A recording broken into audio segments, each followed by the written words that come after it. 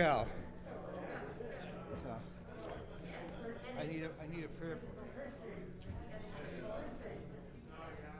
Hey, Lou.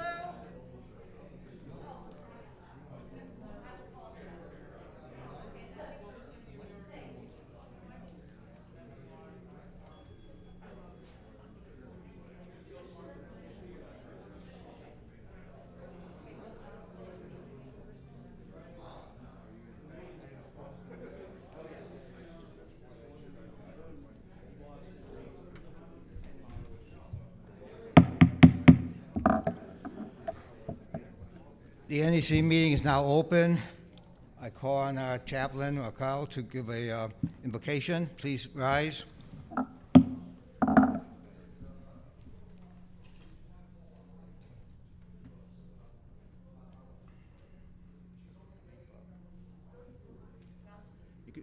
long as you're loud enough.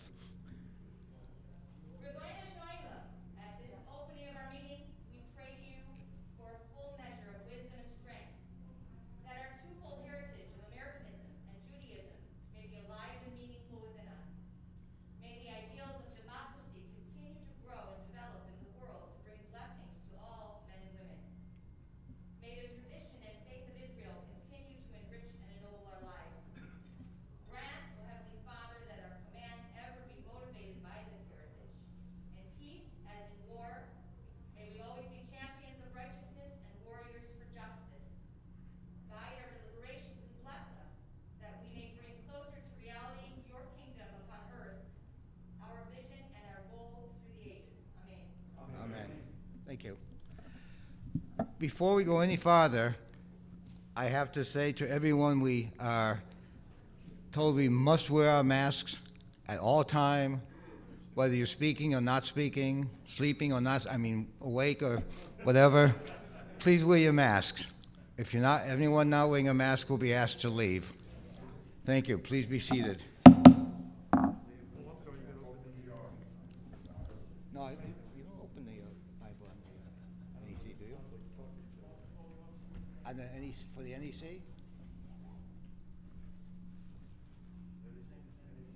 Are we going to pledge allegiance to the flag of our country? Hold on. Before we go any further, please. Hold on.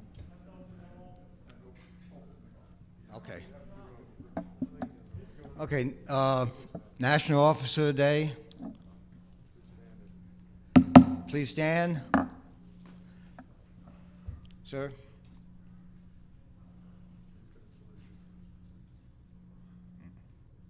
That's right, okay. There we go, okay. Please open the altar.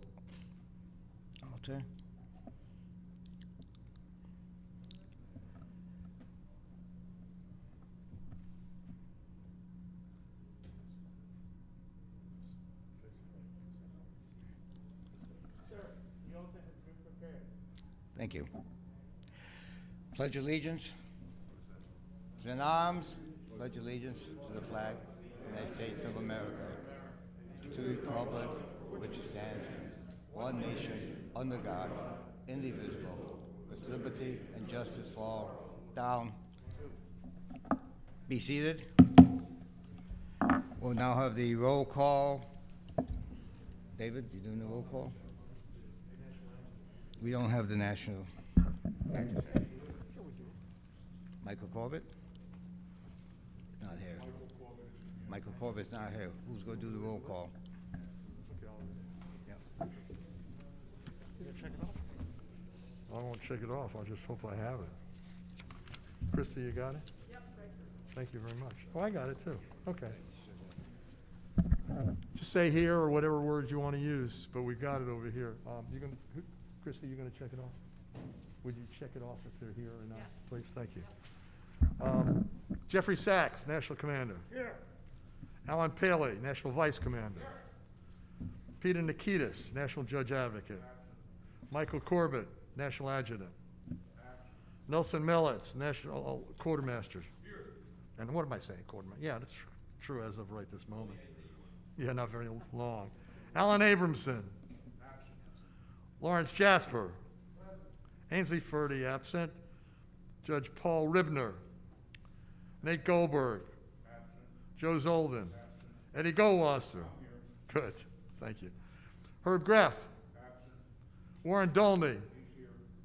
I saw him too. Mike Berman. He's here. Monroe Mayer. I'm here. David Magidson. Norman Rosenshine is here. Larry Shulman. Ira Novoselsky. Steve Zeitz. Alan Falk. Sheldon Oren. Rob Picard. Maxwell Cologne. Jerome Blum. Here. Carl Singer. See, Paul Warner. Barry Schneider. Harvey Weiner. Jerry Silverman. Absent. Matt Millen. Matt, we saw, Matt's here. Darren Selnick, I saw Darren. Martin Levitz. Absent. Gerald Baggage. If I mispronounce names, let me know, please. I'll do the best I can. Frederick Gross. Lawrence Jasper. Richard Berg. Jules Golenbeck, absent. Richard Rosenzweig.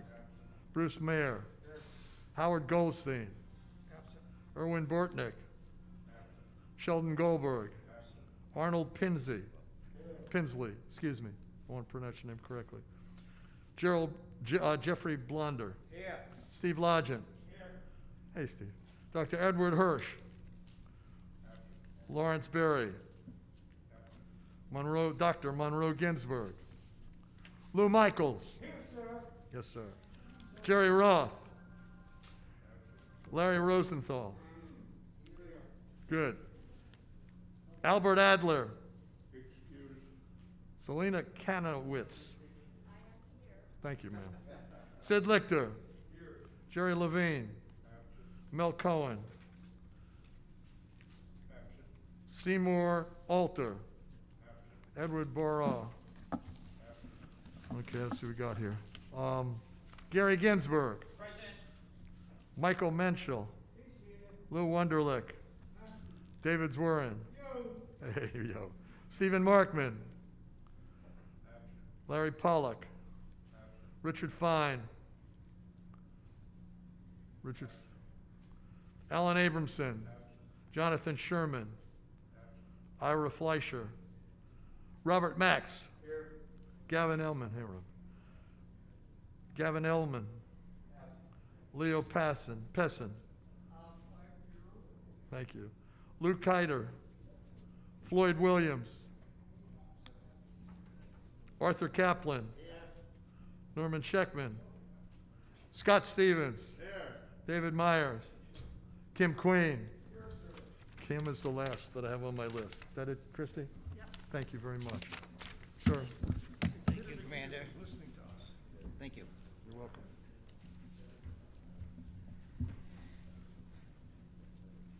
Okay. Now for the adoption of the minutes of the January 2021 NEC meeting. Do we have a motion to accept the minutes of the January 2021 NEC meeting? Minutes? Nelson? Okay. Thank you. Nelson, Mallets. I take a vote on it. All in favor? Aye. Against? So moved. And now for the election of the NEC officers. Okay, first one is the National Board of Inquiry Chairman and members. You got it. I guess that's what you're going to do the voting on, right? Yeah. Before anybody speaks. Yep. All right, what's going to happen now is that there are nominees for openings in various committees that we have for JWV. And there's a proposed list. Anybody can always oppose it and add another name or not, but these are the ones that have been talked about, et cetera. And the ones are openings because there's already non-openings in other committees. In other words, you may have a 3-year term, you may have a 2-year term. These are the ones that are coming up now or that are required. We're going to and we'll have people that will nominate. You have the National Court, the Board of Inquiry, Finance Committee, the Museum, the NEC, which I guess I'll do first, the Budget, and then the convention committee. Okay, so the first one would be the nominees. Somebody's going to be nominating for the NEC. Somebody had the responsibility for doing that, please? Nobody had the responsibility? Okay, we'll try to do a one-man, one-person band here. I think the nominees will be the current group, and so I would nominate Jerry and Maxwell Cologne, who's Jerry is the NEC, who has one more year. Normally people have it for 2 years. And then Maxwell is the vice NEC chairman, so he would too. Maxwell's in California. So I would nominate both. Anyone else, you can come to the microphone and nominate anyone you want to for NEC, but normally it's past, as of right now, it's past national commanders. There's been suggestions at one point or another that it may be the new vice commanders or whatever, but that's what it is right now. So there's no objection. All in favor signify by raising your hand, please. Anyone opposed? Thank you. That's that vote. I was doing the Board of Inquiry, and then everybody else. Let me explain to you. The Board of Inquiry. What happens is somebody says, and it's happened in the past, let's say this person has done something awful, been arrested for a felony or a crime, and it bothers somebody else, or just a variety of reasons that you can look in the Constitution and bylaws dealing with court-martials and et cetera. So somebody brings charges, and you can read how you bring charges, and the Board of Inquiry is like a prosecutor. So they just try to find out whether there's probable cause, because there's a court. And so the Board of Inquiry brings probable cause or not, says there's no probable cause. In a sense, it's like a grand jury. And so on that one, the Board of Inquiry, Michael Berman is currently the chief prosecutor or the chairman of that. And the two nominees that we have to fill open spots would be David Zwarman of New York and Ike Keller of Florida. Those are the two nominees for those two open spots. Anybody has an opportunity, again, I may not ask all the time, but you have an opportunity to come there, and then the body would vote on it. But that's what it is. So all in favor of those two names, please signify by raising your hand. And anybody opposed, thank you. This is not just an up and down sort of thing, but it is because the body governs, and you're the convention people. Then we get to the National Court, and we have somebody who will come up here and deal with the National Court. Marshall is has been the presiding judge, and he's done it well.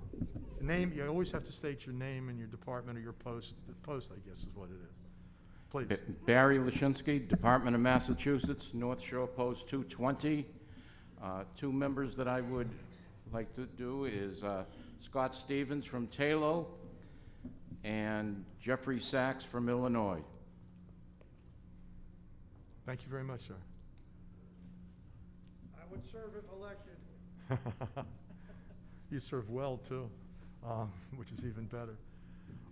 Those are the two names. Anybody else? If not, all in favor, please. Anyone opposed, please? Thank you very much. Next we have, and I'll do this in order. The last one will be the museum, but as best I can remember, let's see what we have over here. We have the, looking at the list, Convention Committee. Who's charged with the nominations for the Convention Committee? I am. Please. Name and post, please. We'll bring it down to you, or I'll repeat it. Thank you, sir. Thank you. For the Convention Committee, the nominations are David Zwerin from New York, Larry Jasper from Florida, Selena Kanowitz from New Jersey, Barry Lashinsky from Michigan, Massachusetts, and Kim Queen from Wisconsin. Anybody have any questions about those names? Because he read them fast and there's a mask. Again, the Finance Board, you know what happens with the Finance Board. The Finance Board gets the material and looks at it and sees. Yes, sir. I'm sorry, I'm wrong. Convention. You're absolutely right. Thank you. I was confused. It's the convention. So if anybody has any questions about that in the sense of wants to nominate someone else, please let us know. If not, all in favor, please? Okay. Anyone opposed? You have the right to say that. I'm sorry. Thank you last time. Now we'll do the finance. Who's charged with the finance, please? Someone? I guess no one at this point, so we'll come back to the finance sometime during the meeting. Budget. Budget committee. Alan, you got anybody? Nothing on the budget? I'm not saying it's your responsibility. I'm just saying if you as budget chair. So we'll come back to the budget. We'll come back to finance. Convention. Matt Millen was doing convention. Not convention. Matt was doing I'll figure it. He was doing the museum. Matt, you here? What's that? That's correct. That's my fault. Thank you. Larry, I forgot it was you.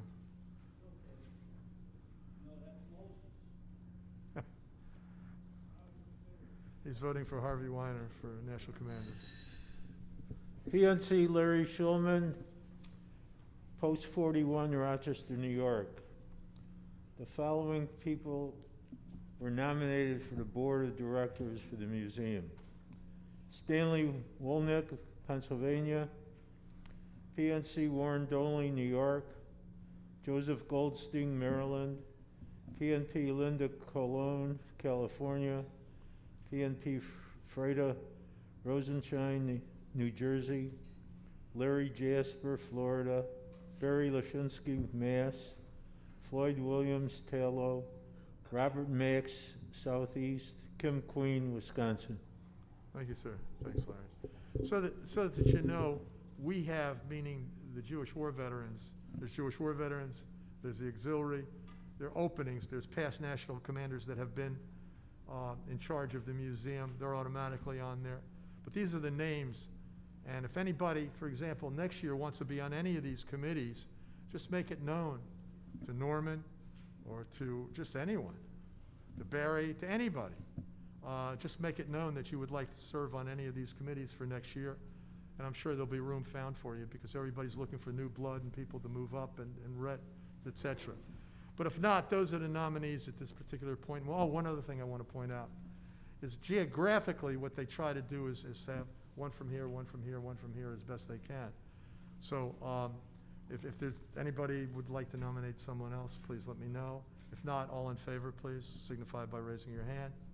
All opposed, signify by saying something or raising your hand. We still have the finance when Norman comes back and the budget. That's the best I can do at this point. I'm sorry. There you go, sir. Thank you, Commander. You're welcome. Good job. Yeah. We'll have to come back to the finance and the budget. Okay, so. Wait on that. Okay, so welcome everyone, commanders, members. Usually I would enumerate the outstanding guests we have here, but I have to say, right now, everyone here is a hero. Everyone here has come against their maybe better will or better judgment, and they braved the planes and the cars and whatever transport you got to get here, and welcome. I'm glad you all came to the convention, and welcome to the NEC. And as long as we obey our rules and stay safe, we'll return to our hometowns in good order. Thank you and welcome all. And do we have the auxiliary president? Is she coming in yet? Is somebody? Officer, was that national? Okay, well, when she's ready to come in, we'll present her. Thank you. Sure. We now have our report from our national commander. Jeffrey. Here he is. Oh, Commander? Well. Yes. Thank you, Mr. Chairman. You stole my thunder. Brave comrades for being here. These are unprecedented times for our country. And we've seen a lot of stuff before aside from COVID. I mean, watching the news since I wrote this, it's just interesting to see Vietnam on steroids happening all over again. 6 weeks ago, it seemed like we were going to have a normal convention. But as I look around here, it's like the bell curve. In 1896, 63 members, World War II, and in 2021, about 60 members. Anyway, I'm hoping that we're going to be like a radio wave and come back up again. But that's how it is. Thank you for being here, like you said. This is, we would not function if you did not make the trip.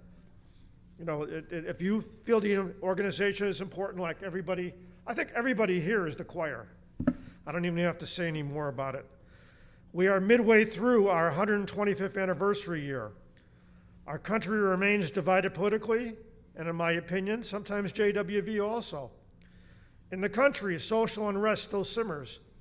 Anti-Semitic acts, hatred of Jews, and violence directed against us in the USA continues on an unprecedented rise, and many Americans are even ignorant as to what anti-Semitism is.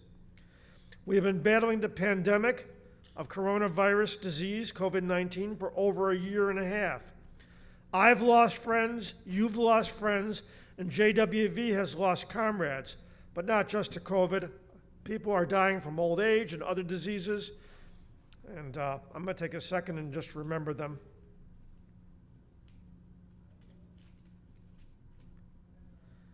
Thank you. And if you ask me about what I thought the major problem was after a year of being the national commander is, I would tell you it's our declining membership.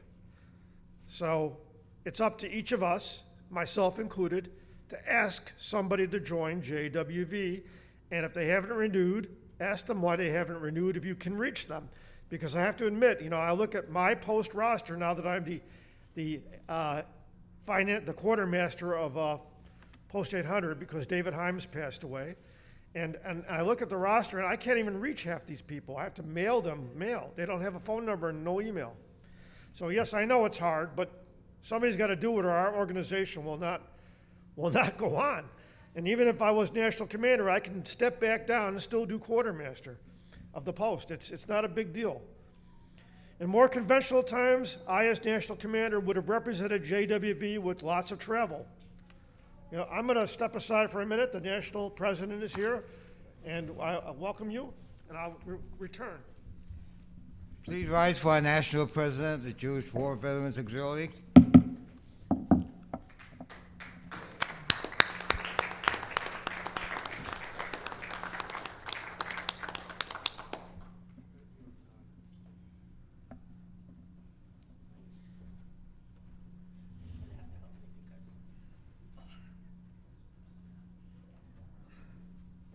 I want you to know it's the first time that we get to stand together.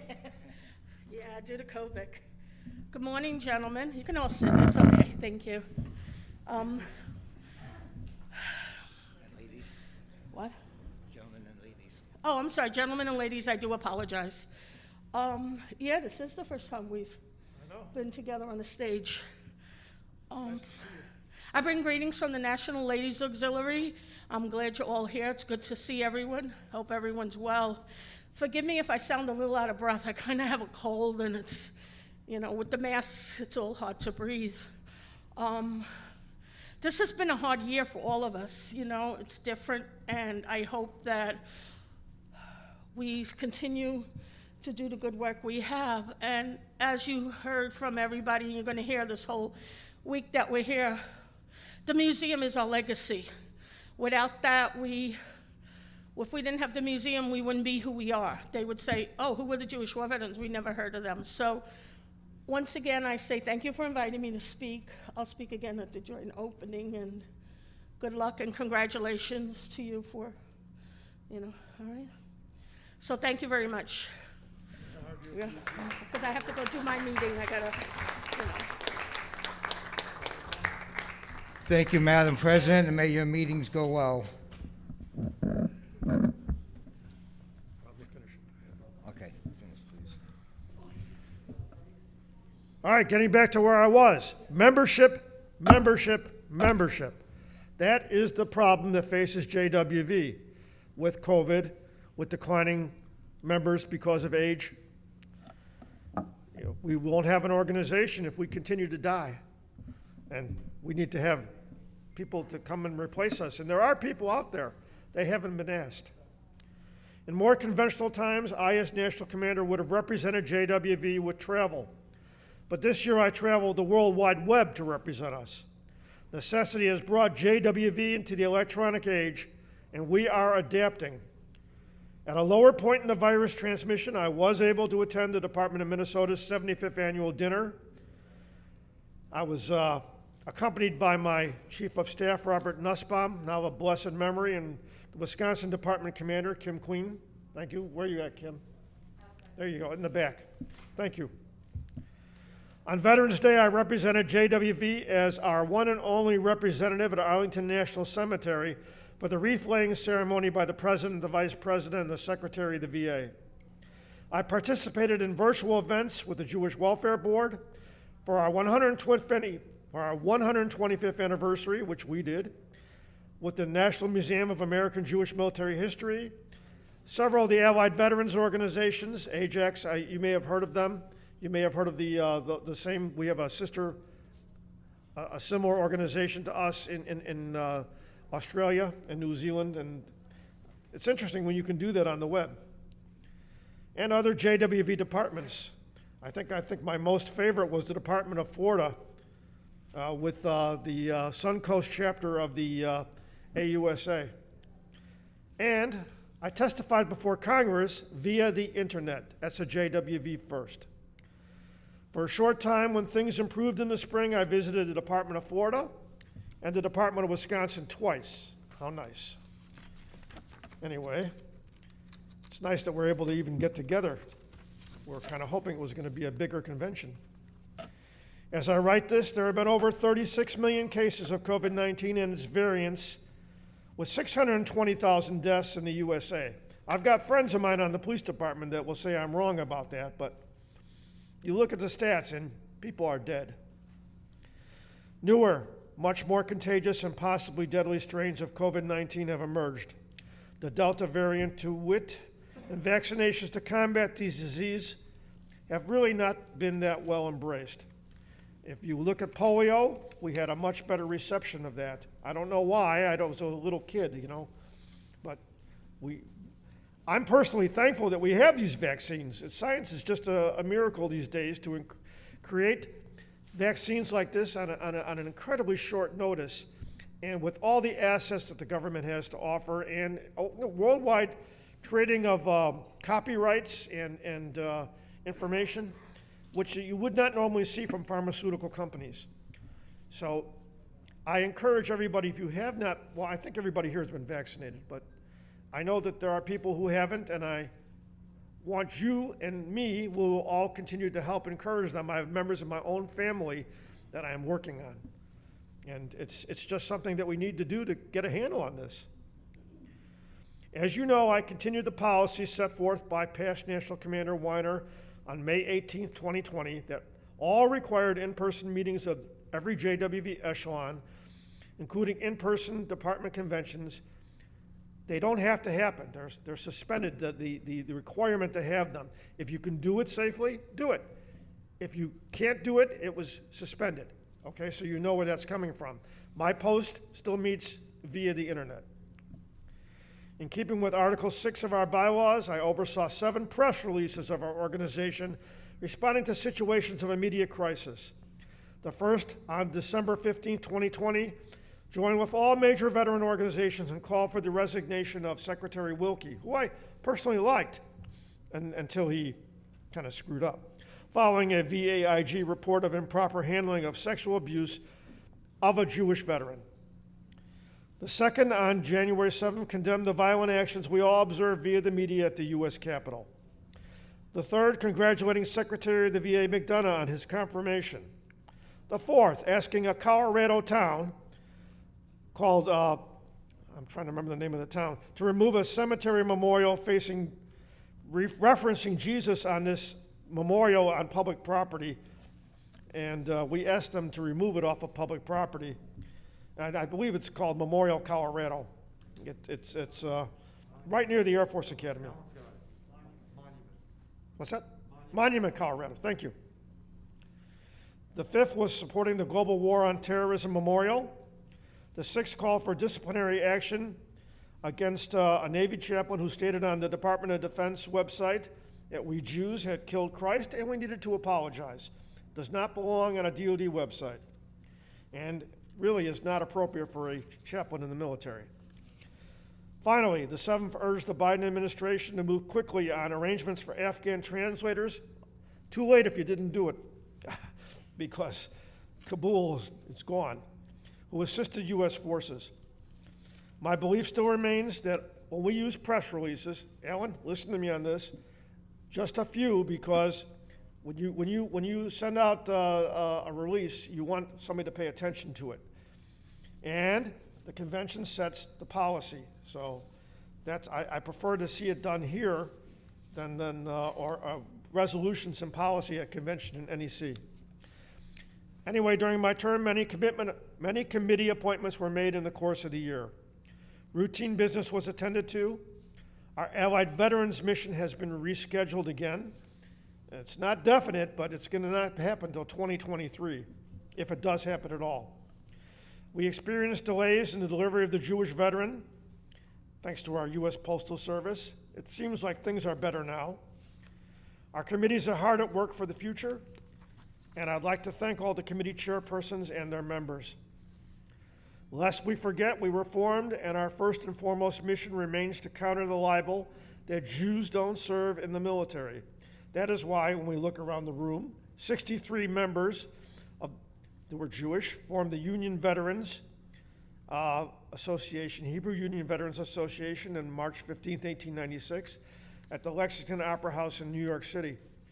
I wonder if the room was this big. I wonder if they had to social distance. I don't think they had some of the problems that we're facing. They were primarily concerned with establishing in the public mind the service record of the American Jew, and their very existence as an organization of Jewish veterans was in itself a living refutation of that libel, as we continue to be. In closing, this has been a sorrowful year for our JWV family. As I said in winter, whether comrades or family, we will remember them with acts of charity and hope that God remembers their souls and they are bound up in the bond of eternal life. Thank you.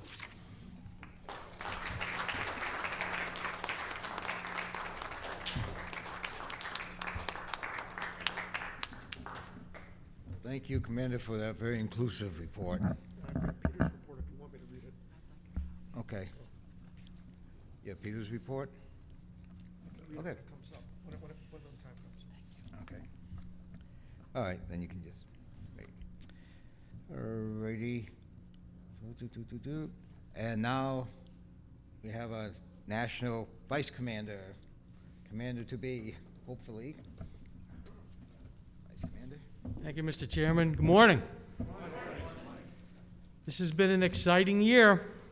Although we were all confined to our homes during the pandemic, we continued to work and helped to make our organization a little stronger than it was at the same time last year. I continued almost every month since our NEC meeting in January to hold department commander meetings. These meetings have brought many ideas and suggested changes that have been reviewed with leadership. I am proud to report that some of them have already been enacted. The one that really stands out is the change in the matching funds program. Today, because of the ideas presented to leadership by our department commanders, your post, your county council, or your department may now donate up to $1,000 without having to submit matching funds. So supporting organizations, charities, and functions within your city or town has now become easier and far less costly. This is a change we are all proud of. I thank each of our department commanders for their continued participation and support. I was also called upon to speak at the Department of New York's celebration of JWV's 125th anniversary on March 15th. I was one of 3 speakers that day, and although the program was held virtually, the Department of New York did an excellent job of highlighting JWV and its gloried history. I have worked closely with National Commander Jeff Sachs. He has kept me involved in almost all of his decisions and included me in all of his email correspondence. It has truly been a learning experience shadowing our National Commander. Thank you, Jeff, for taking me under your wing. I plan to continue to keep our next National Vice Commander both informed and involved, and wish Nelson Mellis congratulations upon his election as our next National Vice Commander. It has been a pleasure serving as JWV's first National Vice Commander. Thank you.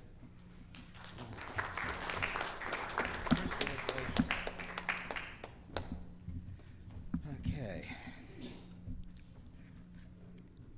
So, we call on David Magidson, past National Commander.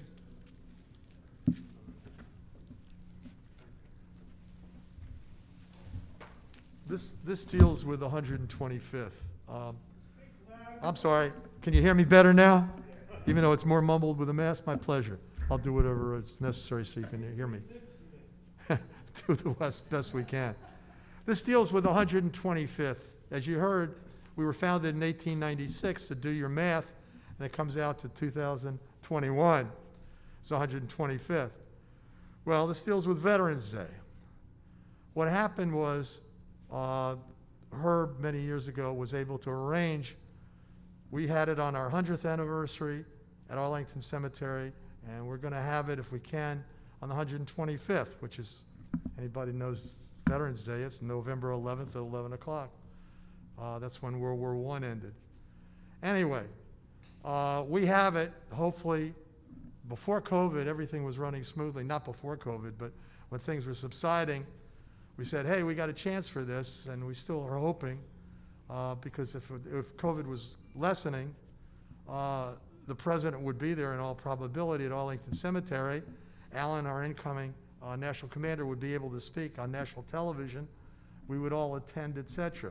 So based upon that, what we did, one thing, Norman had come up with an idea of maybe taxing everybody's dues by 3%, because we have to pay for the various events for the veterans that are going to be there. It's our responsibility. You don't get something for nothing, as you learned a long time ago, certainly in the military.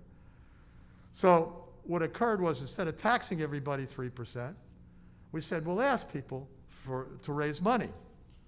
And we did. And I'm going to be talking about that in a minute. We raised up now $75,000 over the years. It's costing us about $50,000 to sponsor the meal for all the veterans groups that they have after Arlington Cemetery. At the bottom of Arlington Cemetery, there's a place, and everybody will be invited. That's on November the 11th.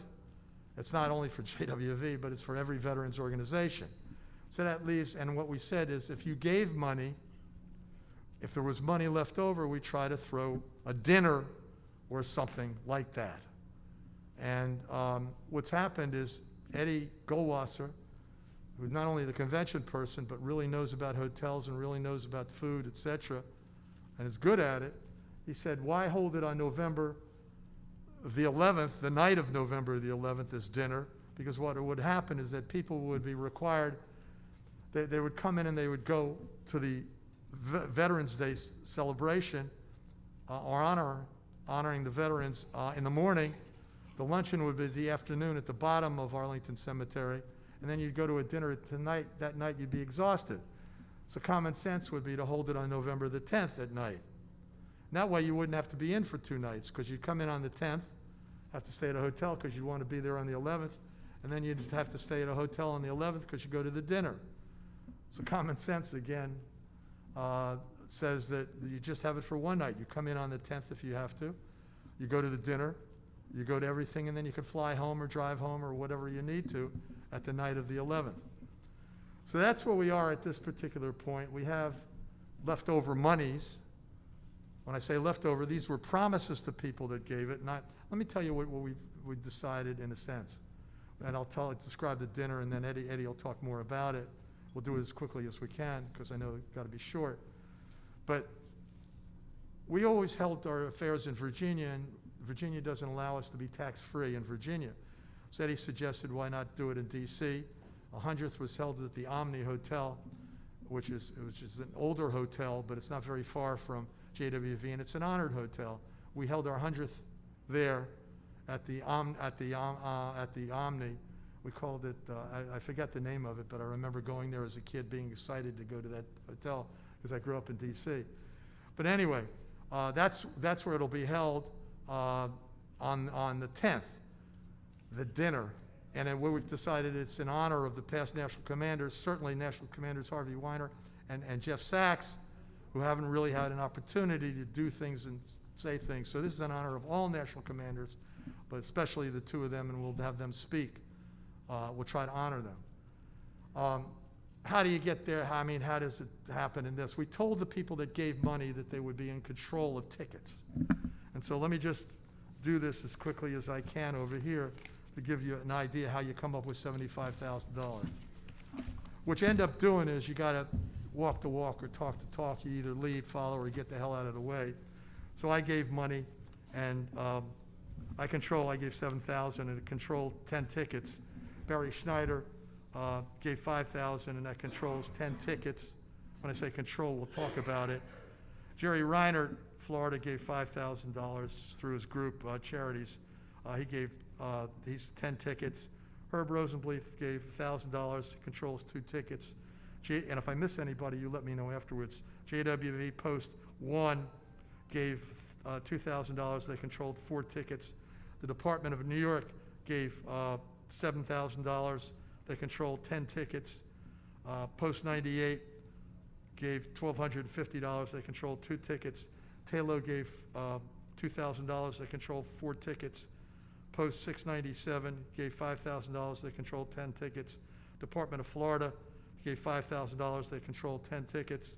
Harvey Weiner gave $2,000. He controls 4 tickets. Post 63 Blick Post gave $5,000. They controlled 10 tickets. Larry Shulman, and they'll tell you who or what, gave $10,000, and they control 15 tickets. Alan Paley gave $2,000. He controls 4. Lapouty family gave $800. They control 1. Post 125 gave $2,000. They control 4. The J family gave $500. They control 1. Artie Greenwald gave $2,000. They control 4. And Carl Singer gave $500. Controls 1. J family, gave $1,000. He controls 2. So those, you add them up and you figure who's not coming and whatever, and you got 100 and some seats, 115 seats or whatever it is, because it's going to cost, and Eddie will tell you the cost and the rest of the stuff in a second. But what happens is, assume I have 10 tickets. I'm not going to use 10 tickets myself. So what I'm going to do is I'm going to pass around a list. Each table, one table does it, and the next, and the next. And even if you haven't contributed, and you don't have the finances to contribute, or you don't want to contribute or whatever, but you want to go to the dinner, it's fine. Just put your name on the list and we'll see what we can do to adjust it. Now, if you have a spouse or whatever, just put 2 down by the side of it instead of 1. You're the people that came here today, and as everybody has said, got a lot of guts for coming. My wife didn't want me to come, my son didn't want me to come, but it was my responsibility, and you all feel the same way, otherwise you wouldn't be here. So what I'm saying is I would like your names on the list, and later on, if we don't fill it, we're trying to have about 110 tickets, if we can, 120 at the most, to see what we can do for this event. I think it'll be a really fine event. It's paid for, food will be wonderful, etc. So I'll pass around the list, and I'll let Eddie give you more details on it. Hopefully I've answered. Oh, he'll tell you about the hotels and the rest of the stuff in a second. But this would be for November the 10th. As long as COVID and the event is on. If not, it doesn't happen, and we'll see what happens with that. But that's the best we can do, and I thank everybody for contributing, because who wanted to pay 3% more for dues? No one. So we were able to do it by asking people. What a nice thing to do. Thank you very much.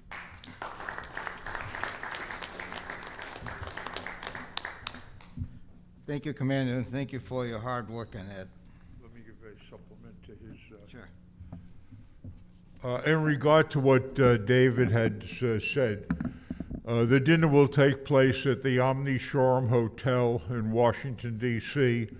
on the night of November 10th, where you will have a full-course dinner, and there will be a choice of meat or fish, and there will be complete wine service during the service of the dinner.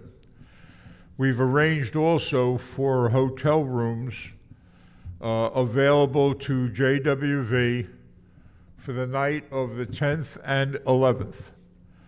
So anybody that plans on being there, you can, we will accept the reservations for the hotel rooms. We have approximately 20 rooms with the possibility of getting an additional 5 rooms if necessary. The cost of the room, the cost of the rooms will be $185 a night, all inclusive. So if you're interested in going, you'll have to let staff know, and they will create a list of priority as far as the reservations are concerned. The dinner, as David said, will cost nothing to the individuals. They individually earned their right to be there, or the departments earned their right to have their guests be there, and it will be by invitation only. Nobody's going to be able to come to the door that evening and say they want to join the dinner or so without a ticket. So I think that's all we have to report, David, unless you have anything to add to it. Thank you. Let me thank Eddie very much, because none of that could have happened without Eddie doing it. And he was given the assignment 30 days ago. So it's happened. And Jerry said that he and his wife had given $500. I remember that. So I left them off, and I apologize for that, Jerry. The one thing, understand this, when I pass around the list, even if you haven't given, this is an inclusive thing. We will try it. I will go to people and I will say, hey, you're not using your 10 tickets, you're using 5 tickets. Or maybe somebody can't afford to spend $500 for a dinner. I mean, then maybe they can't. It doesn't matter. Can't say about your finances. Just put your name down, please, if you would like. If all I want is more likely than not that you want to attend, and you will attend. If you will, I'm going to do my best I can to find you a ticket for it. So it's not the reverse. It's not like, oh, I didn't give 500 or I can't afford 500, so I'm not coming. The reverse is, we want you. We want you to come. So if you can't, it doesn't matter whether you can afford it or not. We will find a place for you as best we can. Okay, so when I pass the list around, please do. Yes, sir.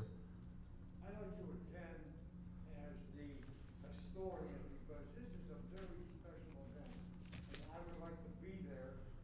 I'll pay my way to get there. No, I'm just saying. Just send, all you have to do is send in a check for, if you can afford it and you want to be there. Again, I said if you can afford it and want to be there, or you think it's a good financial investment, and all you do is send a check for national for $500 and put down for the 125th. On the other hand, if you can't, again, it's inclusive. We want you there, and nobody's going to know other than right now I did that to thank people and say who controlled the tickets. But I'll go to anybody and I'll say, hey, you got 5 tickets. You're not going to use 5 tickets. Let me have 3 of them for this, for the cover of the people. And I will do my best to make sure that you're able to attend, because you have the interest of JWV at heart. Thank you. Thank you.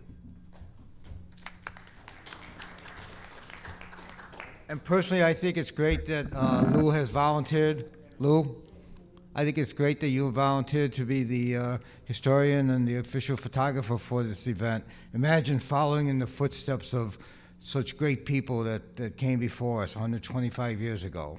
Just great. Thank you. So we jump down to the President. Mike Berman is not here to give the museum report. Hopefully at the museum meeting on Thursday. Correct. He'll give his report at the museum meeting on Thursday, hopefully. And a national executive director. Let me, You have something? no, I don't have it for the National Executive Director. What do you have? I have the National Judge Advocate's report. Okay. I don't know if we're going to be able to have any report from the National Executive Director, but I will say hopefully, I'm pretty sure, by our next meeting, there will be a new National Executive Director. No one will ever replace her, but someone will try to step in his footsteps. So now we have a report, a National Judge Advocate report Yes. from our National Commander. Well, actually, Peter Nikitas is with us on our WebEx presentation, as are many other members of JWV who, for reasons of health, can't be here today. First of all, he wanted me to remind you that when I talked about our fight against the monument and against that chaplain who said we should apologize for killing Jesus, that was because the Military Religious Freedom Foundation, of which Comrade Mikey Weinstein, who's a member of JWV, he asked us to help with that. So our thanks to him for ferreting this stuff out. They come to him. He's a little more aggressive than I am, but if it wasn't for him, these fights would not be fought. This is the report of Peter Nikitas, the National Judge Advocate, who's in Minnesota right now and can't join us, to the National Executive Committee who are assembled here. This report reaches, by the way, I'm reading this out off my iPhone, so bear with me. The report reaches you at the end of my second year in the service as the National Judge Advocate. I renew my observation that in times as these, each of us in our respective places, according to our respective talents, must fulfill our civic obligations to this nation and our obligations to fulfill Torah mitzvot with equal fervor. A, continuity of governance. By the National Commander's order to allow the continuation of JWV business at all echelons by virtual means remains in effect, the practice of two successive National Commanders, Harvey Weiner and Jeffrey Sachs. And unfortunately, with the Delta variant, I'm pretty sure Alan will be doing the same. Hybrid lower echelon meetings that synchronize business with live broadcasts and reliable voting work. The Department of Minnesota in October 2020 and June 2021, for example, successfully conducted its annual membership meeting and installation live with Zoom broadcast. The ad hoc National Executive Director Hiring Committee has conducted its business successfully by Zoom, including successive interview of candidates. The past 18 months have found many of our comrades successfully transacting the business of JWV and their own respective occupations by virtual means. I recommend the continuity of governance by virtual means to continue. With encouragement of hybrid use, which it's a shame you can't be doing this yourself, Peter, use at all echelons, including the National Convention, subject to recorded, permanent, transparent, and accountable proceedings that JWV bylaws, Section 4, 6 and 8 require. Constitutional reform. At the 2020 National Convention, the Constitution and Bylaws Committee found itself with 26 proposed amendments to the Constitution and bylaws, including 2 for the Manual of Ceremonies. The convention tabled consideration of these proposals. 2021 saw introduction of 16 additional proposals to amend the JWV Constitution, bylaws, and Manual of Ceremonies. The 2021 Constitution and Bylaws Committee convened on Sunday, 15 August 2021.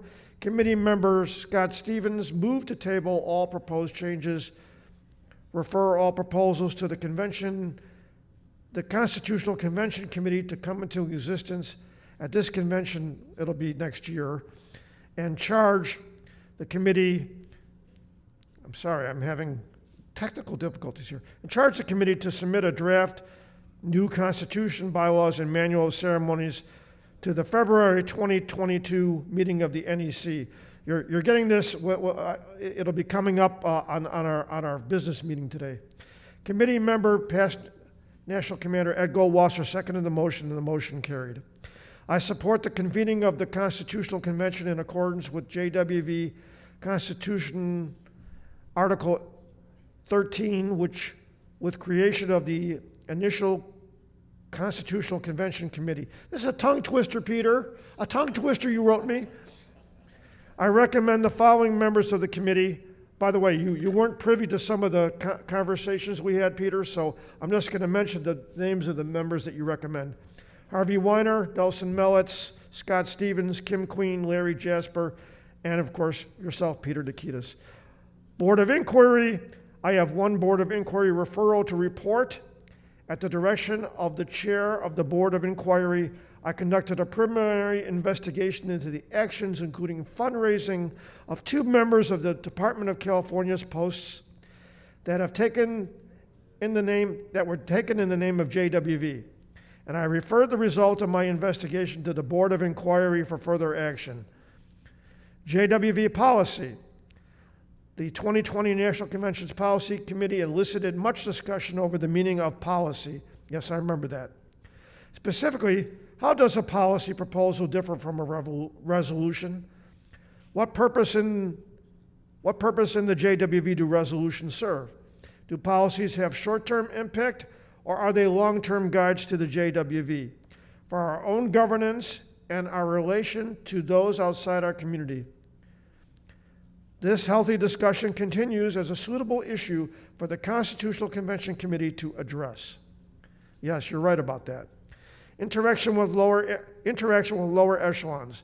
I have fielded several inquiries from departments and NEC members seeking interpretation of our Constitution and bylaws for governance of lower echelons and important committees. The plain words of our governing instruments have yielded answers readily. Okay, contract review, National Executive Director. Within the JWV, contract review and recommendations to JWV leadership are the most frequent tasks in my service as National Judge Advocate. The most important contract I am currently working on is that of the prospective National Executive Director. The JWV Personnel Committee created an NED hiring subcommittee to seek applications, conduct interviews, establish one comprehensive job description, establish terms of compensation, and prepare a 3-year contract with mutual exit clauses for the JWV and the prospective National Executive Director. Using the existing stated duties of the JWV National Executive Director, finding useful examples in Executive Director contracts of other nonprofit or institutions, I prepared a proposed contract for the NED hiring subcommittee, reviewed applications with other committee members, and participated as a non-voting member, like myself, in candidate interviews conducted by Zoom. As a non-voting member, I have endeavored to ensure the JWV satisfies the obligations to be A, forthright in the statement of terms, conditions, and expectations of employment in negotiations with prospective NED candidates, and B, fulfill JWV obligation under each and every local national fair employment practice statute that applies. The NED hiring subcommittee, having narrowed the field of candidates, expects to complete its work in early October. Contract review trip to Israel. These contract reviews included reviews of the vendors' contracts and the upcoming November 2021 trip to Israel, which is off. Past National Commander Max Colon, chair of the committee organizing the trip to Israel, recommends cancellation of this trip in view of the limited subscriptions for tickets and Israel's increasing travel restrictions arising from the pandemic. I recommend the cancellation of this trip also, with all needed refunds to follow. You get that, Christy? Okay. Government relations. Perke Avot teaches us 2 seemingly discordant precepts. You know, when Peter writes something, there's always Torah. Be part of the community and do not get close to government. To serve the community, we as JWV must engage the government without being a captive of government. Not mixing in is no option when the chips are down. In engagement with the Biden administration Secretary of Veteran Affairs, Dennis McDonough, I recommend again the points of past National Commander Harvey Weiner made for our guidance that Secretary of the VA place loyalty to veterans first over administration loyalty. I hope so. That the Department of Veteran Affairs halt the privatization project of previous administrations, and that the administration strengthen the Department of Veteran Affairs as publicly accountable. Most highly skilled medical organization, as the most highly skilled medical organization that serves veterans. I consider this of special importance because Secretary McDonough is neither a veteran nor a doctor. JWV has proven allies in government service.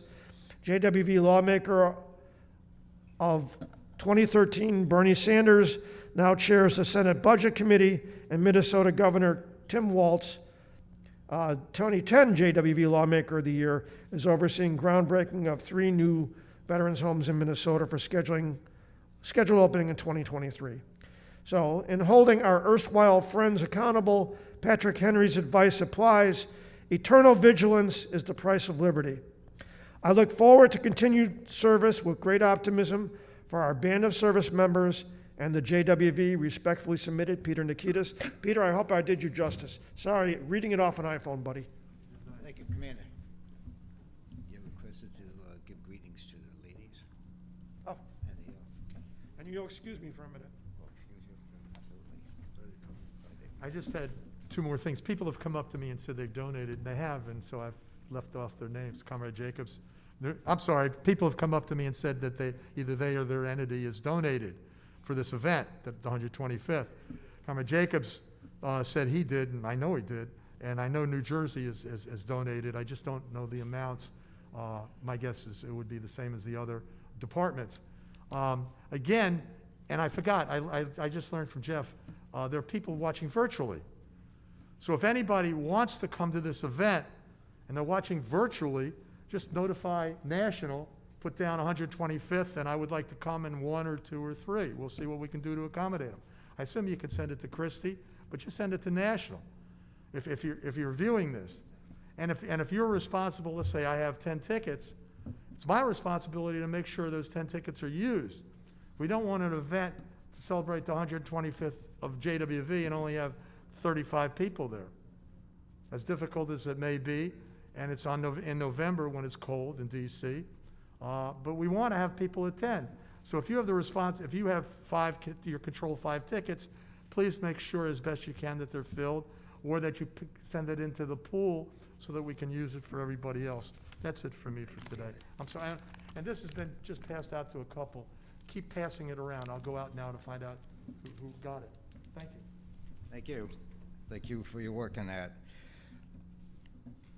Along with the reports that we just gave, this is an opportune time to have our past National Commander, Dr. Barry Schneider, give a report on the committee's search for a new executive director, national director.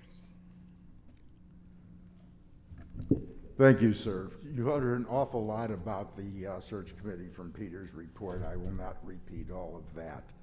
But I will say this, we had 17 candidates that we started out with, narrowed it down to 8 through an interview process, re-interviewed those 8, and came down with 2.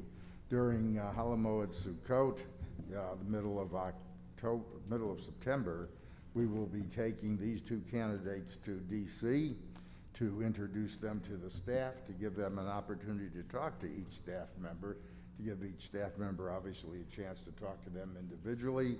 And at that point, we will reconvene the committee with our report and let the committee select the final individual. And we hope to have the individual on board somewhere, depending on the situation, either the beginning or middle of October.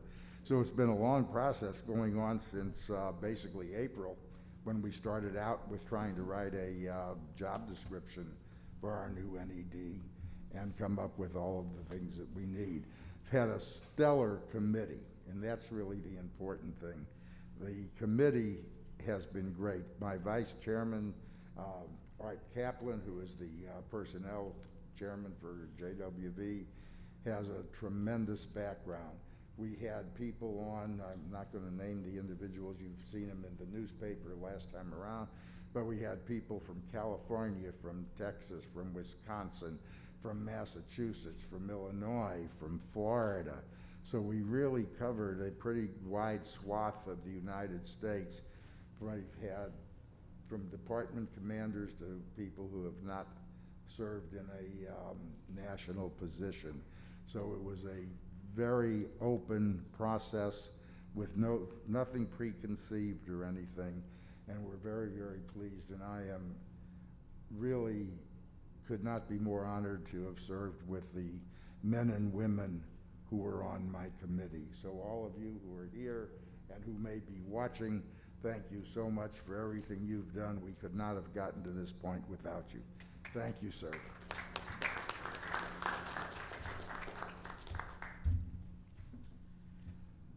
Thank you, Commander Dr. Schneider.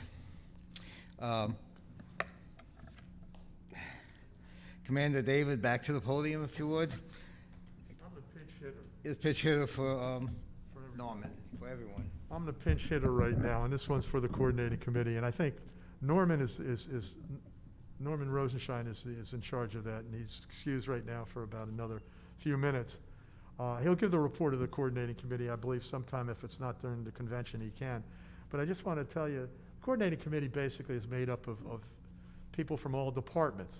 And what it does is tries to coordinate things when the NEC is not in session and when the national convention is not being held. It tries to coordinate, and it has people representing all the departments in a sense. Not every department has a member on it, but most do, some do not, because you can't have a committee consisting of 30 people. That would be unwieldy. So you do the best you can with it. And it coordinates what's going on with JWV. It coordinates with, in a sense, what's going on between JWV and the museum, et cetera. So, but the authority of this body is not with the coordinating committee. The authority of this body is with the NEC and with the convention. And that's something we all need to understand. The coordinating committee just does the best it can to keep things rolling, to keep things on track. We wouldn't have this convention today but for the coordinating committee. You wouldn't have the nominations. You wouldn't have all of this stuff absent the coordinating committee. And it's a voluntary, fairly democratic body. And people should know what goes on. So we'll have Norman give a report and tell you. But anytime though nobody's here or can't be here, they're hitting me with it today. So I apologize for taking a lot of your time. Thank you.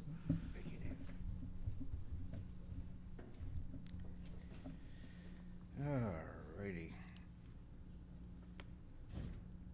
Okay. So now we go into the actions relative to charters, name changes, etc. And if you have a proposal, please come to the center and use the microphone. First one being on the list is the proposal to merge Roger C. Schneider Memorial Post 117 into Maryland Free State Post 167.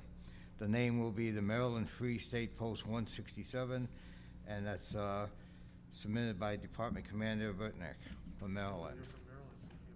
So no one's here from Maryland? Somebody here from Maryland? No, you got to pass. No? Okay, so we have to table that to a future event. All right, next one is proposal to merge the North Shore Post 29 and Buffalo Grove Post 89. Name of merged post will be the North Shore Post 29, submitted by Department Commander Bruce Mayer from Illinois. Just here, we'll table that. Jeff will come back. If, yeah, yep. Oh, I don't know, this, You can do it. it's, okay, we'll table that until the commander comes back. Are you from Illinois? I'm Bruce Mayer. Oh, I guess you are then. Okay, please, I can't see that. Yeah, nice to meet you. Can I sit down now? Okay. We're asking that the NEC accept the proposal. Everything has been met by both posts and the department. The financials will be taken care of once it's okay by the NEC. Okay, so the finances are in order. Okay. Okay, we've heard the proposal. All in favor? Aye. Against? So moved. Thank you very much. Done. Like that. Okay, do we have any other? Are there any others that came up?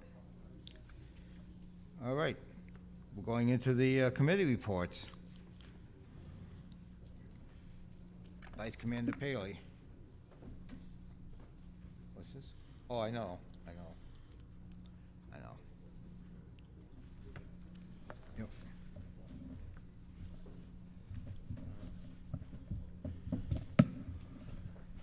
Good morning again. So before we start talking about the budget and the cash basis results, I just want to take a minute to thank the members of the Budget Committee who worked with us throughout the year. Selena Kanowitz, Barry Lashinsky, Larry Rosenthal, Erwin Magid, David Zwerin, and Elliot Don. And this is a committee that works all year long because we report to this body twice. So what we're going to be discussing this morning are the unaudited financial results for the year ending June 30th. They're being compared to the budget, which represents JWV's short-term goals based on revenue received from normal operations. Long-term financial goals are planned and managed by the Finance Board, which is chaired by Joseph Zoldan and Edwin Burtnick, and neither one of them serve on the Budget Committee. So all of you have received a copy of the actual budget for this year, which ended on June 30th. It's the two-sided paper that has a column of red numbers in it. So within that report, you will see the audited numbers for 2018, 2019, and 2020, as well as the cash basis numbers for 2021 as compared to the 2021 budget. We have also provided you with a variance to the budget. Please keep in mind that these numbers are based on the actual cash that was received, and the books and records for the year 2021 have not been reviewed by our auditors yet. We felt that this was important enough to bring you the numbers as quickly as we could so we could report on them during this convention. The auditors could make some minor adjustments to the numbers as you see them, but we feel those adjustments are not material enough to withhold the information. Additionally, the Budget Committee prepared a one-page sheet, which is the other sheet that you have, that shows the highlights of some of the line items, so we do not have to review every line item on a report, and we're going to concentrate on that one-page summary this morning to talk about our results. So on the revenue side, which is on the left, we came in with $286,093 favorable to the budget. So we brought in more than we had budgeted. And on the left side of the form, you will see both favorable and unfavorable lines in the revenue categories. So at the top, on the left, are some of the key items that came in with substantial dollars that were favorable to the budget. For instance, Hanukkah cards, the spring program, miscellaneous contributions, contributions from federations, bequests, contributions in memory of, contributions from the foundation, and contributions to our Veterans Day Fund. So those are all the positive revenue items, substantially positive. Below those numbers on the left side of the form are the revenue lines that were unfavorable to the budget, those that we brought in less than we had thought we would. Some of the key items were per capita, calendar program, summer program, list management, our allied and leadership missions to Israel, the annual convention, online contributions, and common use charges.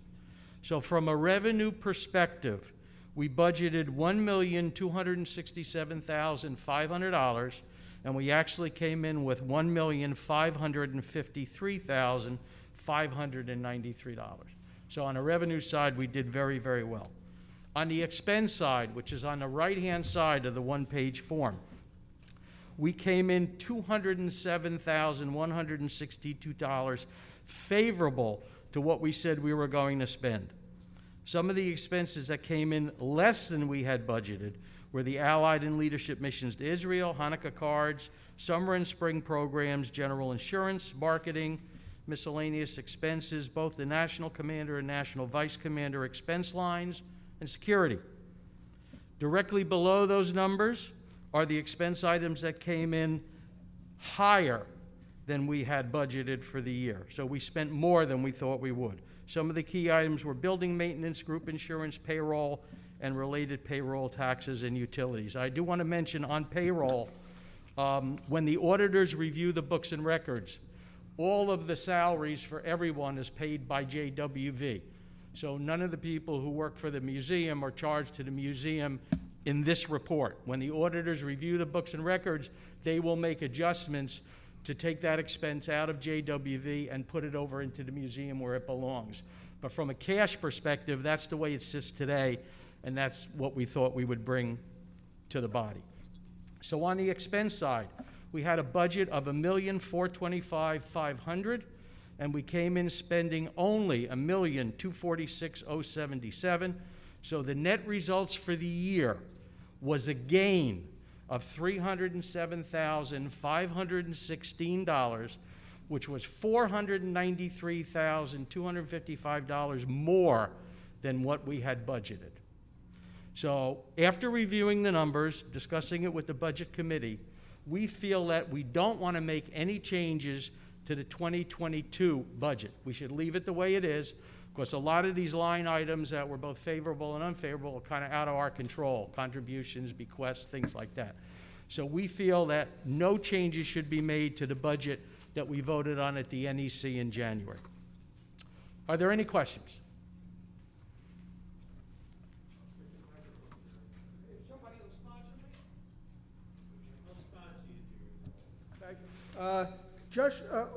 How do, I see that you, on the expenses side, favorable, you have almost $56,000 on the leadership mission to Israel. Yes. Now, but that trip was canceled and the money is, I assume, being returned.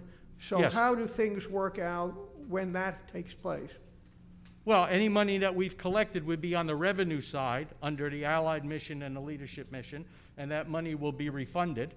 And then the only expense, we may have incurred some administrative expenses, we don't know exactly yet, that would remain on the expense line. But basically, since the event didn't happen, it should be a wash. Any other questions?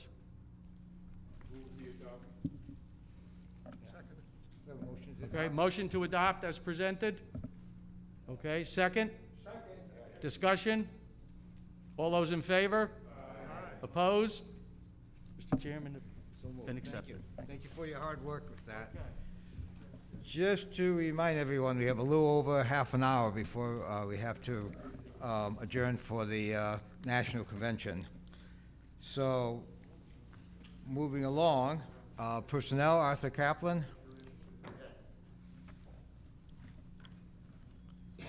We had our personnel meeting yesterday. We had 1.5 people show up, one in person and one on the phone.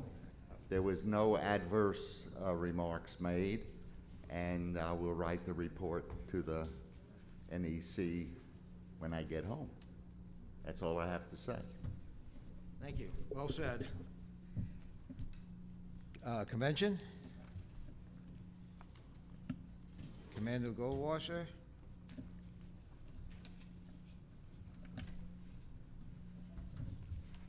Thank you, Mr. Chairman. The Convention Committee met yesterday, and just as a reminder, the 2022 convention will be held in Savannah at the DeSoto Hotel, formerly the DeSoto Hilton. It is now a boutique hotel, but it's the same property, same people working there and running the hotel. The date is August 7th through 12th. 2023 will be a rollover from last year's canceled convention at the Omni in Jacksonville, and the dates of that convention will be August 27th through September 1st. Our NEC, which also was canceled because of the pandemic, is rolled over from the Embassy Suites at the Orlando Airport in Orlando, Florida, and the date for that will be January 27th through 29th in 2022. It was recommended through discussions of leadership yesterday that we should look into the DC area again for future NECs. One of the problems was that we could never get Congress to commit to hearing the testimony of our national commander. And when we did have the NEC in conjunction with the commander's testimony, we always had a huge turnout. But in the last 2 years that we were in DC, this testimony was not in conjunction with our NEC, and that was one of the reasons why it was felt to try to move it out. But through discussions last night, we will be looking back into the DC area after 2022. That is my report, Mr. Commander. Thank you, Commander. Do we have a report from Harry Tesler? Oh, is he there?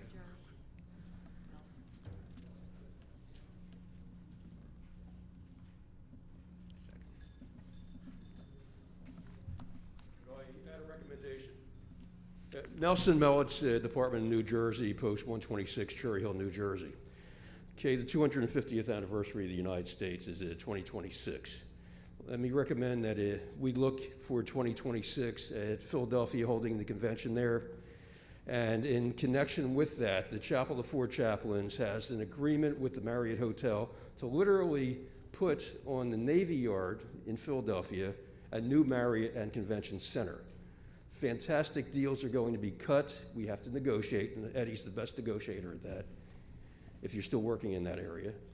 And again, this is just a recommendation. We look at the Marriott on the Navy Yard in connection with the Chapel of the Four Chaplains in 2026. Thank you.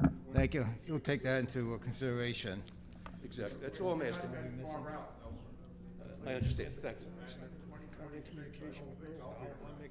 Well, I think you will be, but hopefully you will. Okay, yeah. Okay. Okay, now that the commander is back, we'll go back to the proposal to merge the Roger C. Schneider Memorial Post 117 as I read it before, so. Acting as a proxy for Department Commander Erwin Burtnick, who has communicated with me electronically, there's a proposal to merge the Roger C. Schneider Memorial Post 117 into the Maryland Free State Post 167. The new name will be the Maryland Free State Post 167. All members of these posts have agreed to this, and apparently the finances have been worked out. So I make the motion that these posts be merged and the new name be the Maryland Free State Post 167. Fine. Seconded. All in favor? Aye. Opposed? So done. Thank you. Okay, anything else that we've missed that we need to go back to? Then we'll move along to development. We have no report on development? Okay. Howard Goldstein from Illinois? He's absent. Marketing, absent. Barry Lestrinsky?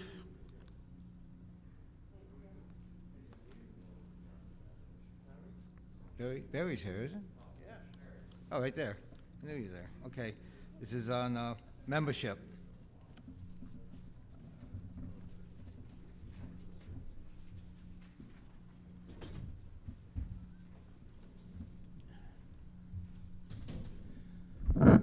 Commander, past national commanders, department commanders, post commanders, members of JWV, distinguished guests, and Rabbi Dresden, thank you for being here.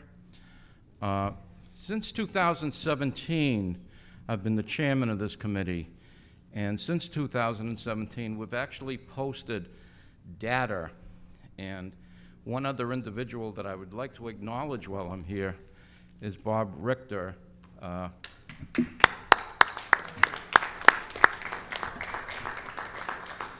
Bob was the membership chair before I and did an outstanding job doing it. And Bob, I hope I can reach your level. But after 2017, I think it might be time to move on and have somebody else come in. On behalf of the membership committee, I would like to thank everybody for their support. As already said, in the past 18 months, we've gone through some tremendous times. And luckily, the only lucky thing, we've been able to shift from recruiting to retention. Because if you can't go out and meet with individuals, recruiting kind of comes down.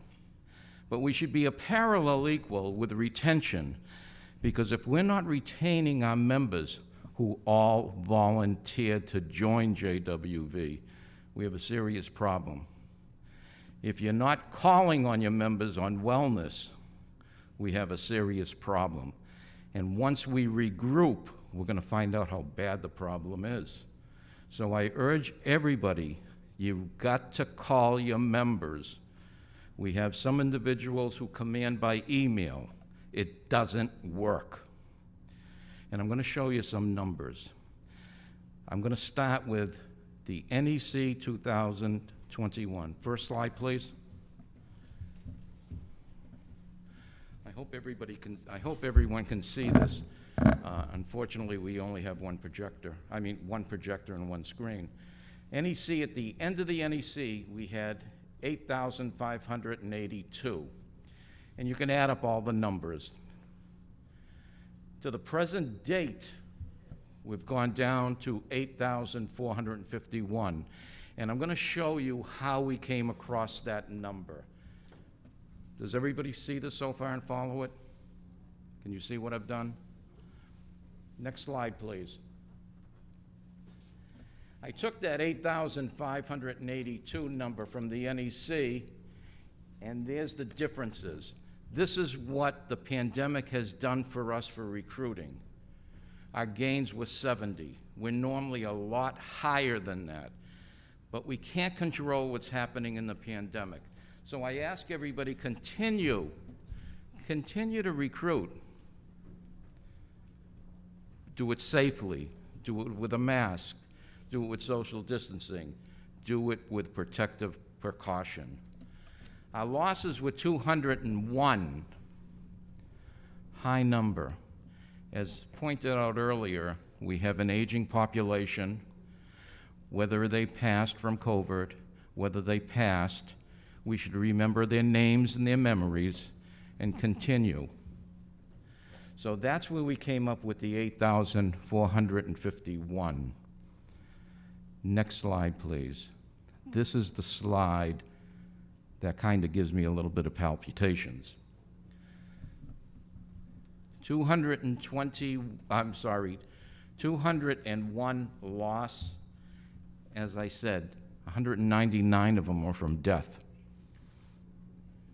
Whatever the death may be, we remember their names and remember their history that was in JWV.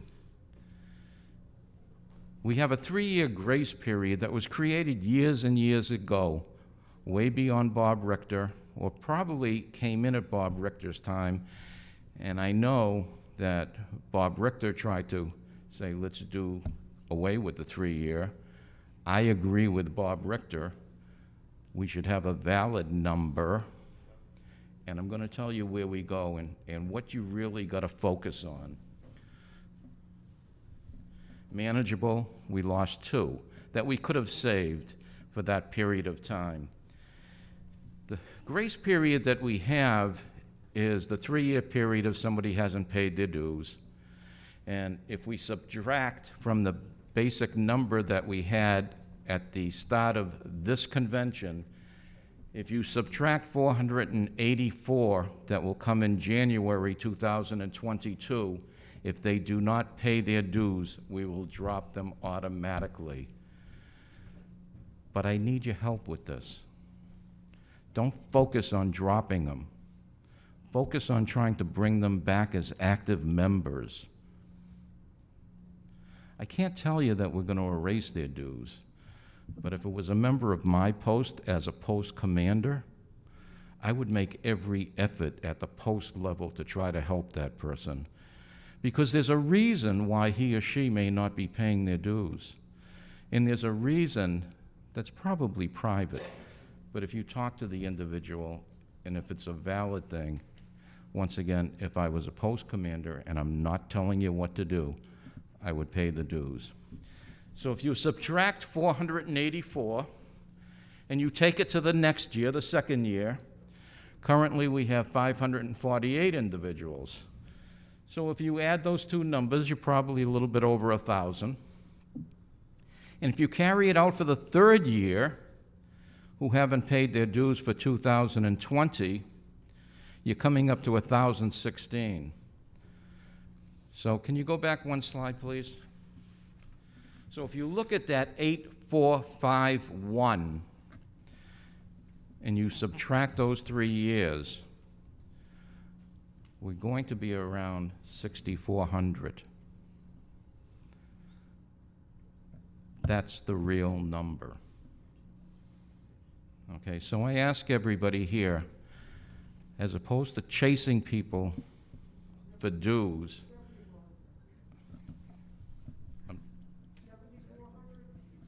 6,400. Whew, you scared me. You add the 3 years, there's about 2,000 people there, 2,000 members, okay? So as opposed to trying to chase people, let's get them back to be productive members. Every one of us and every one of our members joined voluntarily. And they joined the greatest organization of veterans that we have. Definitely the oldest, but they joined the best. They wanted to be productive members. We need them back. Commander, that concludes my portion of the briefing.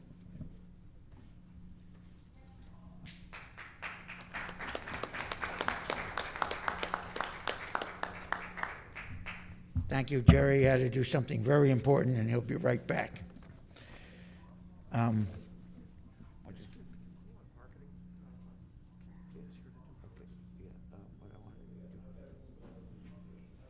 We have, the one thing that wasn't covered that I'm noticing that we don't, it's the finance board.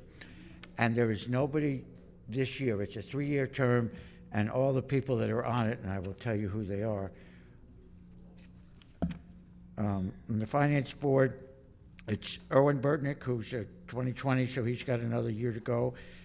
And Joseph Cole, Richard Fine, they're 2020, and Fred Friedman from New Jersey, and Lou Kelter, they're 2019. Jules Golumbek, 2020, and Darren Selnick is also 2019, and they're 3-year terms, so we don't have to elect them. The next thing on the list is the marketing report, and Kim Queen is going to do it. Kim, there he is, he'll be right up.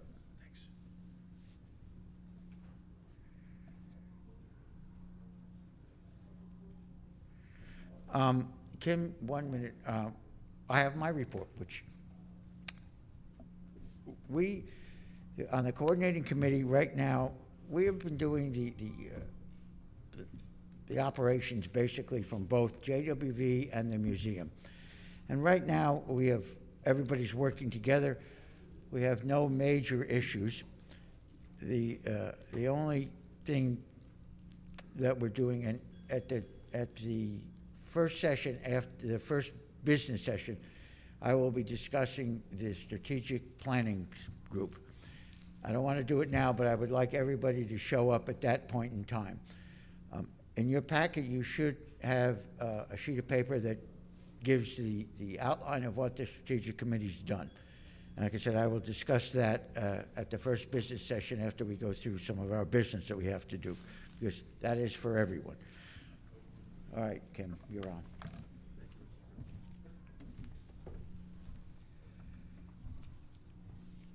Well, good morning, everybody. Here's Howard. So Howard asked me to make the presentation this morning for the marketing committee with the help of fellow marketing committee member Larry Jasper. So without further ado, I will begin. I would like to begin first by introducing the members of the marketing committee: Howard Goldstein, Kim Queen, Steve Krant, Sheila Berg, Greg Lee, Lou Michaels, Larry Jasper, and Cara Rinkoff and Christy Turner from the staff, and along with Rachel Hyman, who likes to keep her toe in the water, so to speak, and provides good input for us. We've been meeting also. One of our frequent guests is Barry Lachinsky, chair of the membership committee. We've been meeting via Zoom every 2 weeks for the past year. None of what you will hear now at the marketing committee meeting on Thursday would have been possible without the input and support of all the committee members. A quick reminder of our focus areas: 1, membership research survey; 2, an online resource center to share marketing and other best practices information; 3, reinforcing our brand and expanding our brand awareness; and 4, develop targeted marketing programs to attract new members. We're pleased to report that 3 of the goals have been completed. We will introduce a resource center and a new branding guide at the marketing committee meeting this week. We have also begun work on our 4th objective. In addition, we have developed a pop-up exhibit. I hope you've all had a chance to look at it. I will be completing that later today with the addition of graphics. And there are 2 additional stand-up cocktail height tables, which will now arrive hopefully tomorrow. Of course, that's all. Was it? Anyway, so why we have this marketing display, or convention display as we call it, this is to use at national level in large regional meetings to help recruit new members and to make the general public aware of our presence. You know, we're the oldest organization and we're the one the least people have heard about. Some of the things we would look at are having the convention booth at Judaism's ARJ convention, a similar event where thousands attend, as well as MOAA, VFW, American Legion, and other similar military affiliate gatherings, and we'll explain more of those at our marketing meeting. Regarding the membership survey, we gave a comprehensive presentation on our last year's annual convention. Since then, we've given the presentation to a number of departments and committees that have requested it. The findings were instrumental to focus the efforts of our marketing committee, as well as membership and strategic planning. All 3 of these committees have been working hand in hand to look at how we can improve, thank you for the interruption, improve our membership numbers. And as Barry Lachinsky just pointed out, one of our biggest issues is also retention. People are not going to continue their dues if they feel they don't have an organization that supports them or cares about them or has things that they would like to see, benefits. So we've been working to that, and we're going to look at having a follow-up survey sometime late next year to see how far we've progressed with our current programs. The other thing we're working on is a central repository. A couple of us, I know Larry was part of that, felt that that name sounded like something medical. So we changed it to the Resource Center. And this is, the software for this has finally been completed. It's in the beta testing stage. And it was delayed considerably by COVID issues. And also the upgrade to the JWV server. So we'll formally introduce this at the meeting later this week. Now, if you have something that might be of interest to others, such as presentations, marketing materials, documents, please forward these using our form, which is on our the JWV website, to Christy Turner. And by the way, I want to thank Christy. Her and Cara have been instrumental in the marketing committee's efforts in bringing forth the programs that we have established. Without these two individuals, we'd still be behind.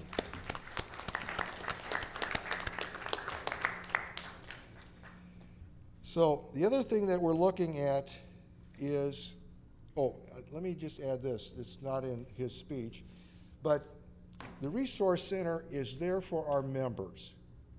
It's for department commanders, post commanders. It's for somebody who is given the job to look in where to get the next meeting room for a post meeting. This is what's going to go in there. We're asking people to feed into this. There are such things on there like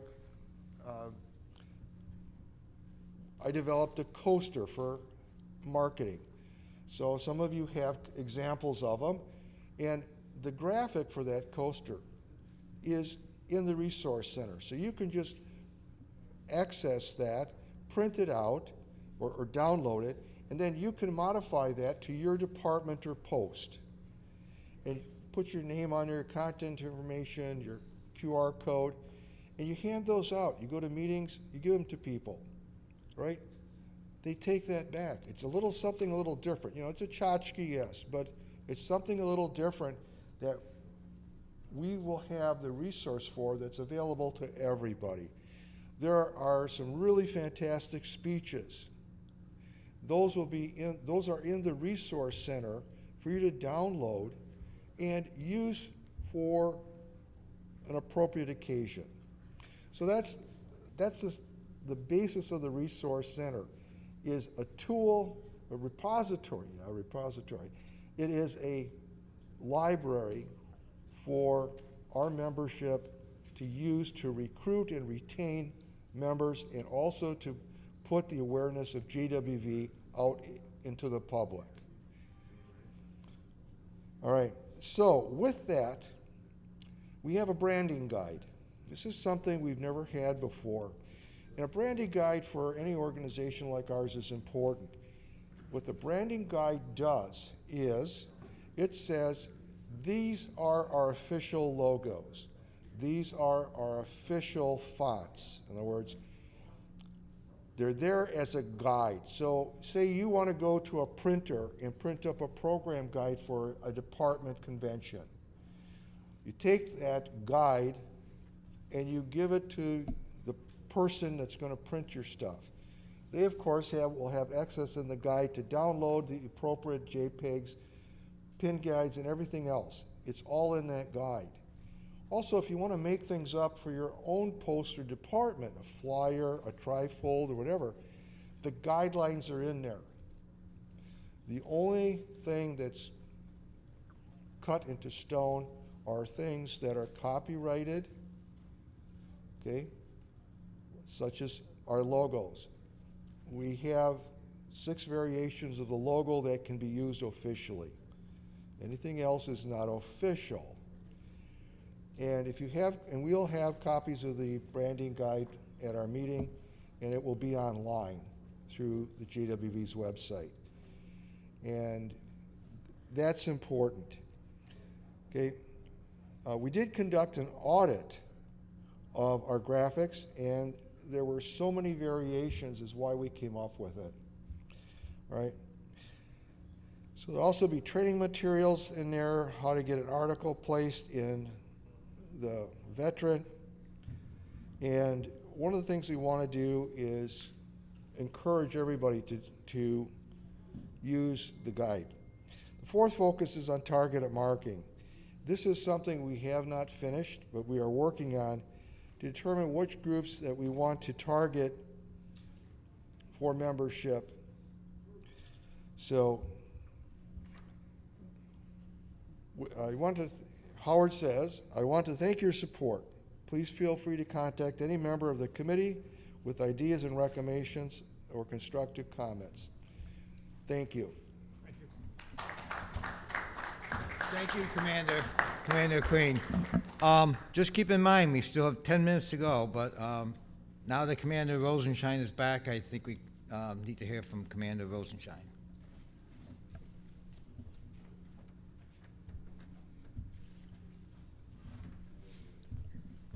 Thank you, Jerry, appreciate it. On the finance report, unfortunately, this year, our chairman and our vice chairman are both not doing well. The rules of our finance are still in the Constitution. They're staying the same. The only change that we made that I am aware of is the donations can go up to $500. This way, I'm sorry, you're right, $1,000. We moved it up to $1,000. That is the only major change that we have. The rules haven't changed. When we submit it, they come back, they go to the committee, they look at it, and we see them. And that's part of the good standing. We must have those. And if any votes come up in the credentials committee, they look at them, and we're here. Every person who's at this convention has been checked, that we know they paid their dues, we know the post is in good standing. So if there are any votes or those kinds of things, that all follows through. On the budget committee, we have our members in there, but what I'm looking for is a chairman. Artie, did you have any luck? Yes, I spoke to the guy and he can't do it. Okay, so I'm looking for somebody, and we, our organization, who has some financial experience, who can add and do those things. We need a budget chairman, and quite frankly, I don't know everybody here. So is anybody here that can do a budget, that's willing to take over as the budget committee chairman? Well, I don't see a whole lot of hands. I beg your pardon? Yeah. Yeah, so go back to your posts, and we're looking for, people ask that they want to be chairman. The budget committee is a very serious thing. Unfortunately, we did have somebody lined up. Unfortunately, he is no longer with us. So obviously, he can't do it. But I'm looking for, I and the commander and the NEC, somebody who can do the budget. So please go back to your posts, talk to people. Anybody who's there, we can move them forward. So it's I'm not sure what you're saying. 10 minutes. Oh, yes, 10 minutes we know. That's the only thing that we have. I will turn it back to Jerry. And I don't think Jerry will have anything else, right? Oh, okay, go ahead. And there's no new members of the budget committee that you're nominating? No. Okay. We're having a meeting at 11 o'clock, just so the members of the Rules Committee, anybody can attend. It's in the West Room. It's just the rules governing the convention. Because before the convention really gets into session, you got to adopt the rules, otherwise you have no rules to play by. So that's going to occur at 11 o'clock for those that want to attend in the West Room. Thank you. Thank you. And under new business, as noted, other than standing committees, all committee chairperson will submit written reports which will be added to the NEC minutes. And if there's nothing else from the floor, I would, yes. The Department Commander from New Jersey has something he wants to add. Okay, I recognize will come to the microphone, please.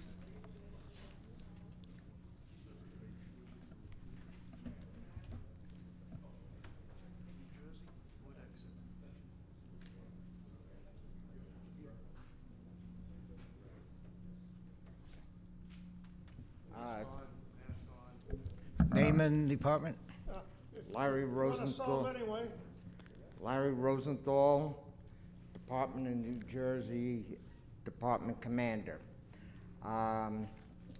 At the Post 444 would like to change its name from Seiden Kaufman to Barden Seiden Kaufman Post 444. Irwin Barden was one of the initial members, charter members. He was the quartermaster for the last 15, 20 years, and because of COVID, he passed away. So with the body's permission, we'd like to make the change. The other thing is, if you need masks, New Jersey's got them with the logo. Yeah, we'll vote on it. Make it as a motion. Make it, yeah. You make the motion? I'd like to make a motion to change Post 444's name to the Barden, Seiden, Kaufman Post. Fine, we have a second? We have thirds, fourths, and fifths. So, all in favor? Whoa. People need to understand that before you need to do it, you've got to make sure that the department has had a vote on it and approved it, because it's got to go through the department first, not just saying department commander. If they had a meeting or virtual or whatever it is, and they've approved it, and second, that the finances have been taken care of. Those are the responsibilities. It's a name change, so there's no finances. I'm sorry, then it's just the name change, but have the department agree to it. Yes. That has already been done, because otherwise I would not have brought it up. I Right. know, but sometimes people just come up here and they say, Okay, so good. we have that, we have seconded. All in favor? Any opposed? So moved. Yes, sir. I can't, please, make it brief. We have to close the meeting now.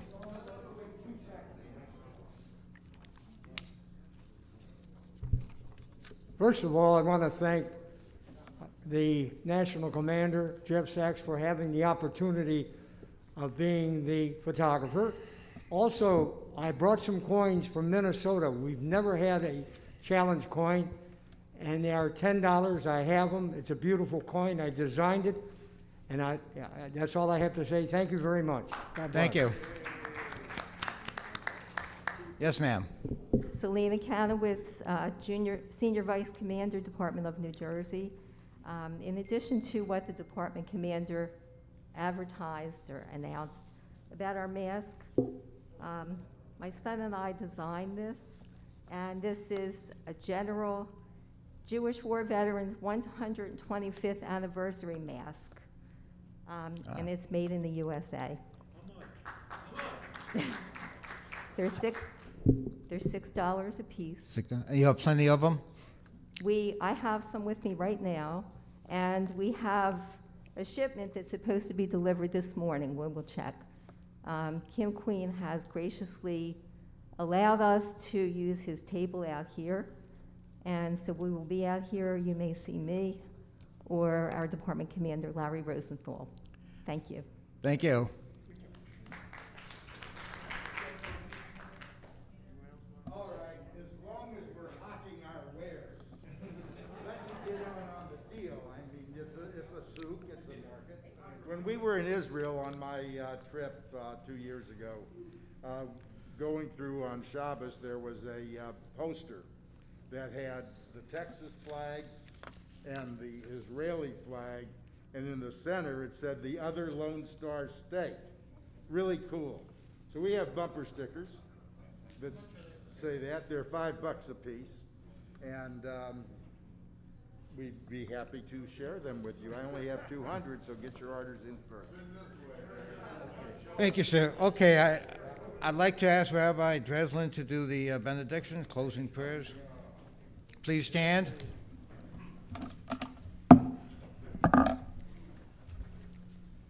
Just before I deliver the benediction, for those of you who I've not had the pleasure of meeting, I'll just quickly introduce myself again. My name is Rabbi Sandy Dreslin. I'm a veteran of 27 years of active duty as a chaplain in the Army, a Vietnam veteran, and a Gulf War veteran, and I'm most proud of the fact that my son served in the Gulf War as an emergency medicine Army doc.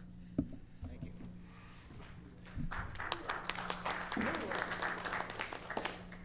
Ribbanu Shalom, Master of the Universe, as we deliberate this morning and plan for the future of the Jewish War Veterans of America, Rosh Hashanah, which occurs in but a few weeks, provides a meaningful and powerful message for this event. The words Rosh Hashanah do not only mean New Year. The word Shana means more than year. The wisdom of the Hebrew language provides us with a message that Shana can mean to repeat or can mean to change. As we reflect on the events of the past year, we are compelled to ask what is worth continuing and what is worth changing. The shofar was blown here in this hotel this morning, as it is every weekday during the month of Elul prior to Rosh Hashanah. And the shofar, according to the Rambam, according to Maimonides, is a wake-up call. Maimonides, Rambam says, Uru Yeshenim, wake up, you sleepyheads. Wake up, you who slumber. It is a compelling message from the commander of the universe to the commander-in-chief, to all commanders, and to all who aspire to seek command. Let us say amen.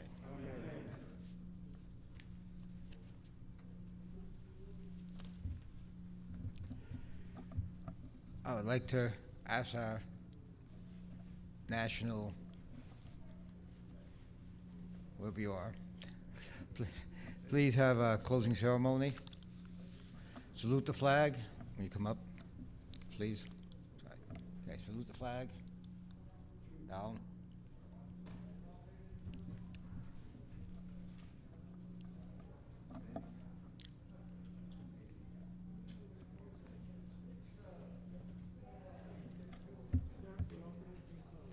Thank you. You've done an outstanding job. Thank you. We are adjourned. Right on time. Right on time, somehow.